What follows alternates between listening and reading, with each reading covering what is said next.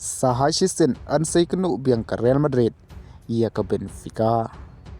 Bat Ladep no ban pynkhalai ia ki tim naka playoff. Ki ban sai lekai naka bynta ban yekni ban rong syaka round 16. Bat kini kita ki tim ki ban sai lekai haka playoff. Hadin baladep ban draw. Ka PSG Persya ika Monaco. Bat ladakat ki bajop hangne kila ban yekendu ia ke Barcelona lane ke Chelsea haka round 16. Ke Garbak Persya ia ke Newcastle. Kini rukat ki bala aban job. Kila ban yekendu ia ke Barcelona lane ke Chelsea. Kat ba ke Club Brugge kan saikun Persya ia ke Atletico Madrid haka playoff.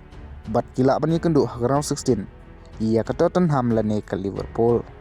Bat ke Galatasaray Persya ia ke Juventus haka playoff. Kini ru kila ban yekendu ia ke Tottenham lane ke Liverpool. Kat ba ke Real Madrid hadin ke Jingsharem haka group stage.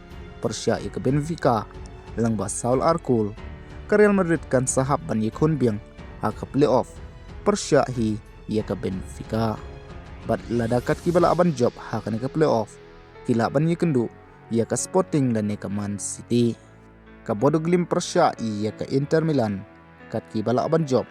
Kila ban yekendu ia ke Sporting dan ne ke Man City haka round 16. Kat ba ke Dortmund Persya ia ke Atlanta haka playoff. Ke Leverkusen Persya ia ke Olympiacos haka playoff. Kat ki bala aban job happening kini. Kila ban yekendu ia ke Arsenal ne Bayern Munich haka round 16. Hendrai haka round 16 an salak ban pentikna. Anda Ladep ke jingil kai na ke playoff. Namar haka round 16 an sapan khalai biang ia ki tim ki bakin sai kendu.